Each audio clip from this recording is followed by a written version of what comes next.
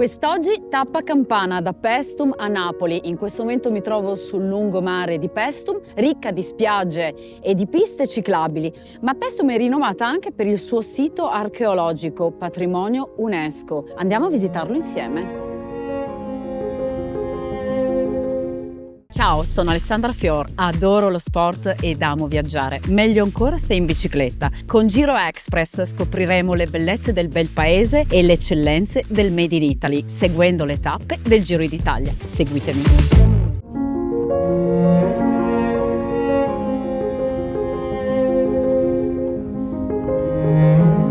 Ciao Tiziana! Ciao Alessandra, benvenuta al Parco Archeologico di Paestum. Grazie! E qui siamo al Museo Archeologico Nazionale di Paestum. Io ho qui dentro una cosa molto speciale da farti vedere, se sei pronta. Sono prontissima e curiosa, andiamo.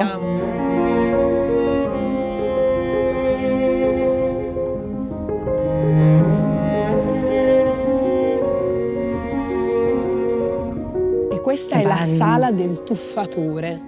La tomba del tuffatore è un po' il simbolo dei nostri parchi archeologici, è un monumento assolutamente unico del V secolo a.C. Che cosa rappresenta il tuffatore?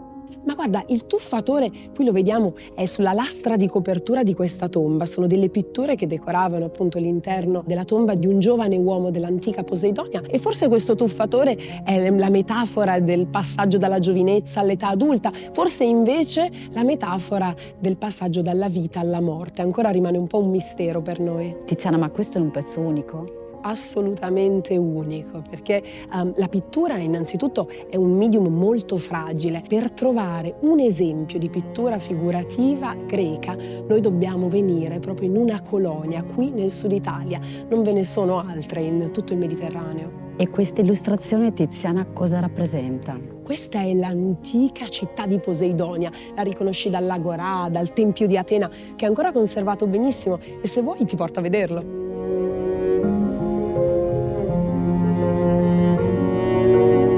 Tiziana, è impressionante quanto sia imponente questo tempio. Siamo nel cuore dell'antica città di Poseidonia Paestum e quello che vedi è il Tempio di Nettuno, il più maestoso e devo dire uno dei meglio conservati in tutto il Mediterraneo. Questo tempio viene completato verso la metà del V secolo a.C. Beh, Tiziana, davvero imponente. Ora, questo è un esempio straordinario di architettura dorica qui in Magna Grecia. E questa architettura dorica da cosa lo notiamo?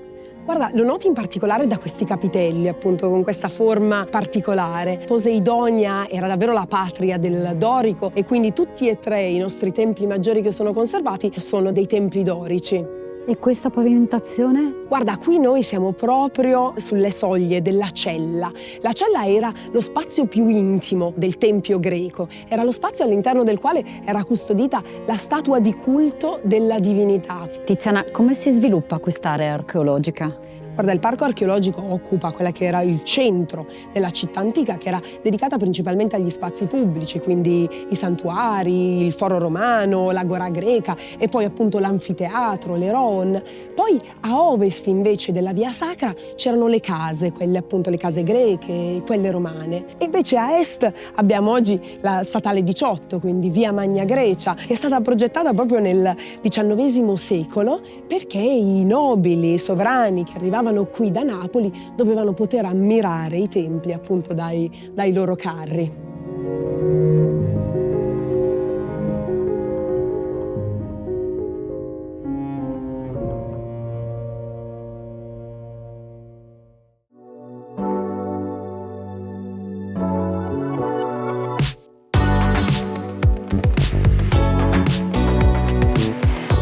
Ci troviamo sul lungomare del Golfo di Napoli, all'inizio della passeggiata di via Caracciolo, il salotto a cielo aperto della città. Napoli è una città ricca di storia, cultura, monumenti e scorci mozzafiato, dai vicoli dei quartieri spagnoli alla Napoli sotterranea, insomma una città tutta da visitare. Ma Napoli è soprattutto una città di mare, con il suo golfo e le sue isole famose in tutto il mondo, e il suo grande porto, che il prossimo anno ospiteranno le regate finali dell'Americans Cup. E Napoli è anche uno dei grandi distretti nazionali e mondiali per la costruzione di yacht, vanto del Made in Italy. Andiamo a scoprirlo.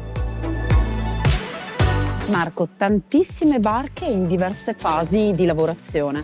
Sì, in queste fasi si ricevono le opere vive e si vanno a congiungere con le coperte. Dopodiché incomincia il lavoro di cablaggio e di arricchimento della barca.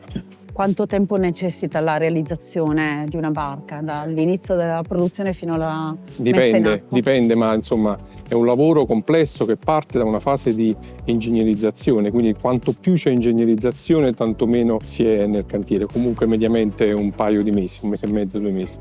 Ho una curiosità, quindi la nautica come settore industriale ma anche come moltiplicatore economico. Assolutamente sì. Io posso dire che la nautica rappresenta ciò che negli anni 90 era la moda, può essere un biglietto da visita del Made in Italy nel mondo. Considera che la nautica oggi vale circa 9 miliardi di euro di fatturato, con circa 180.000 addetti, insomma un'industria importantissima che poi ha per sé una caratteristica interessantissima, che ha un moltiplicatore. Per ogni euro speso qui in un cantiere del genere c'è almeno 5,2 euro nell'intero settore, quindi lasciato sul territorio, lasciato sulla nazione. Quindi è un settore interessantissimo che porta tantissima ricchezza. Considera che sui mega yacht, quindi sulle barche oltre 24 metri, il 52% degli ordinativi è fatto da aziende italiane, quindi rappresentiamo un unicum eccezionale nel mondo.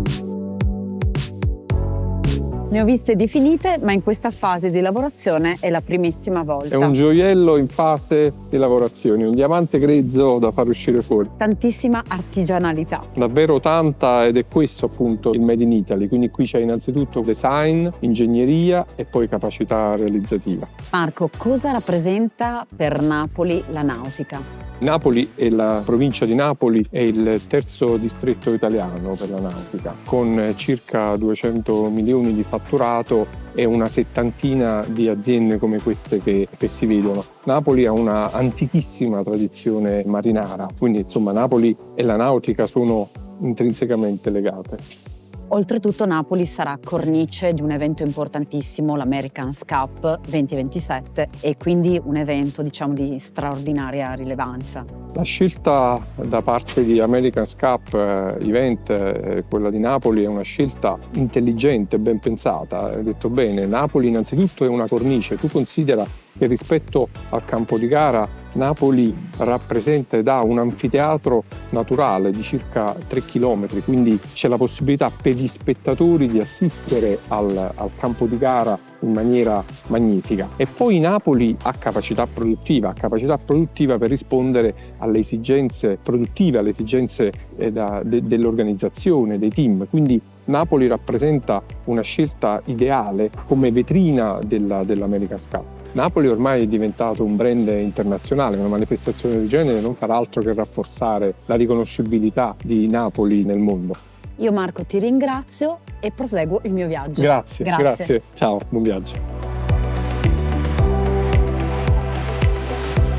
Ci troviamo sul lungomare del Golfo di Napoli, di fronte al campo gara della prossima edizione dell'America's Cup 2027. Siamo partiti da Paestum con il suo sito archeologico ed i tempi che si affacciano sul mare, sino a raggiungere Napoli con il suo porto, le sue navi da crociera, mercantili ed una cantieristica d'eccellenza. È arrivato il momento di salutare Napoli, il suo splendido golfo dominato dal Vesuvio, il Castel dell'Ovo, Capri, prossima tappa Formia. Andiamo!